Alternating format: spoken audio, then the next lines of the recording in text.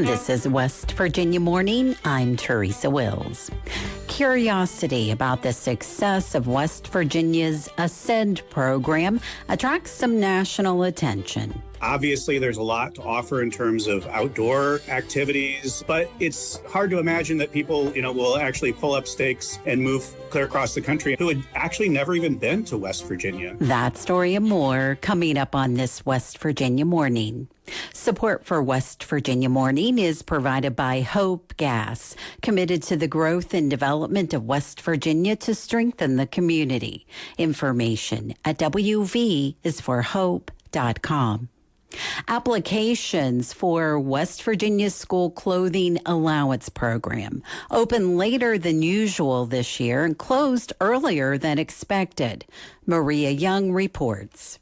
A woman we'll call Barry is a single parent with 7 children.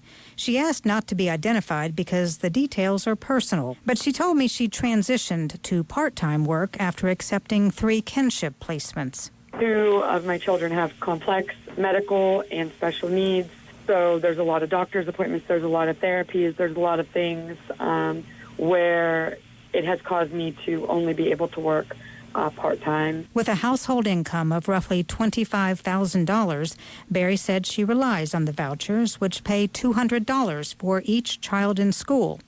But the program was placed on hold temporarily against the backdrop of concerns about the state's Temporary Assistance for Needy Families program, or TANF. Barry said she applied in person on July 20th, the first day it opened.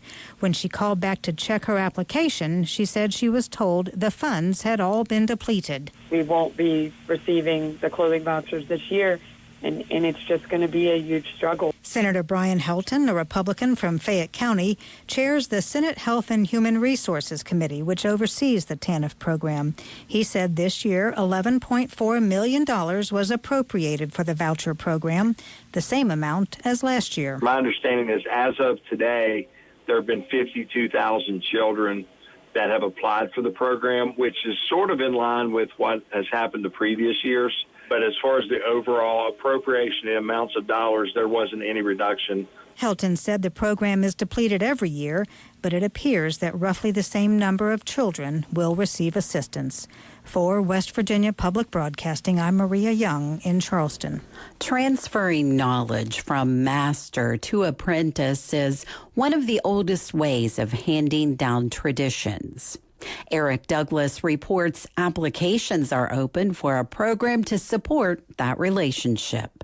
West Virginia Folklife, a project of the West Virginia Humanities Council, is now accepting applications for its statewide Folklife apprenticeship program. The program has supported expert traditional artists working with dedicated apprentices on a year-long apprenticeship to teach traditional music, dance, craft, foodways, and storytelling since 2017. Applications are due September 18th. Mentors and their apprentices must apply together. Applications will be evaluated by a review panel, and successful applicants will be notified in November 2026. Teaching artists will receive $3,000 and apprentices $800 for participating in the program. Visit our website at wvpublic.org for more information on how to apply. For West Virginia Public Broadcasting, this is Eric Douglas in Charleston. This is West Virginia Morning. I'm Teresa Wills. It's 7:53. Patchy fog this morning, mostly sunny skies today, highs in the 70s and 80s, clear overnight with lows in the 50s and low 60s, and sunny on Friday with highs in the 80s. A recent national story identified West Virginia's Ascend program as being highly successful, even though the numbers are relatively small. News Director Eric Douglas caught up with NPR reporter Scott Newman to discuss the program in relation to other similar efforts and what he discovered. What did you go in expecting, or what did you learn from it? Yeah, I guess I was probably like a lot of people who don't live in West Virginia, thinking that, what are the possibilities for a state like West Virginia to attract remote workers? Obviously, there's a lot to offer in terms of outdoor activities and the scenery and the kind of lopsided, frankly, advantage in cost of living if you're coming from a place like DC or Chicago or something.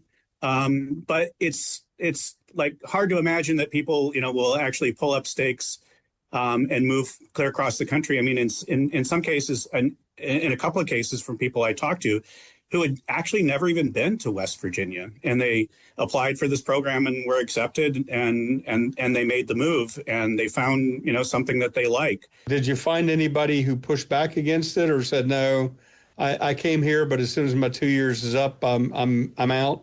I mean, actually, I didn't. Those people must exist because the retention rate after 2 years is only 96%. So I didn't find anybody from that 4%. But mostly it seems like it has worked out. I mean, like the main person, the main woman I spoke to, Ashley Eklund, in the story, she did say, I said, is this it for you? I mean, are you staying for good?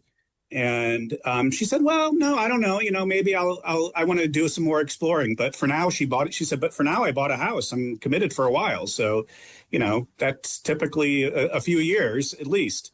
So the big question, has it convinced you? Are you moving to West Virginia?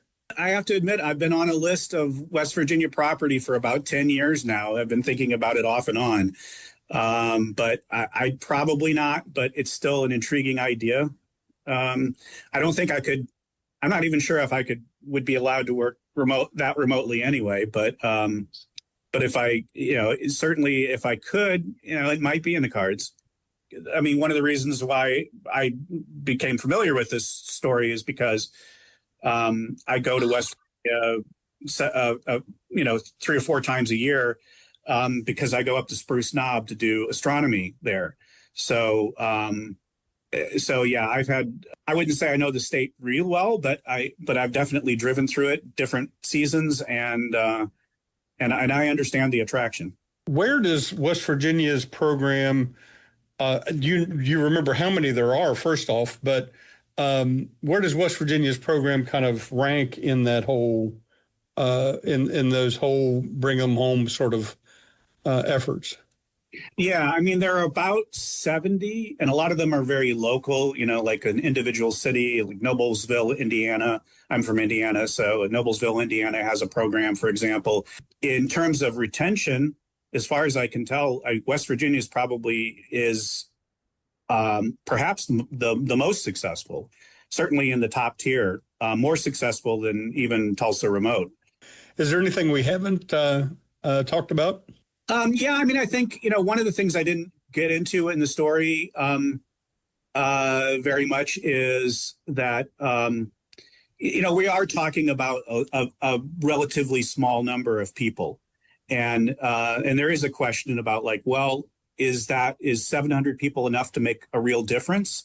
And yes and no. I mean, there's a flywheel effect, they call it, where you're potentially attracting family, and not just immediate family, but I talked to people whose parents decided to move to West Virginia after they did, or there some other relations that aren't in their immediate family. So the numbers are relatively small, but the other thing is just the economic impact is kind of surprisingly large, even for that number of people. I mean, you're talking right now, organizers say about $750 million to the state. I mean, that's not entirely trivial. And they're already planning for another 1,000. That was Scott Newman from NPR speaking with Eric Douglas about his recent story on the Ascend West Virginia program and similar efforts to encourage digital nomads to move away from cities. West Virginia Morning is a production of West Virginia Public Broadcasting, which is solely responsible for its content. Support for our news bureaus comes from Shepherd University and Marshall University School of Journalism and Mass Communications. Maria Young produced today's show.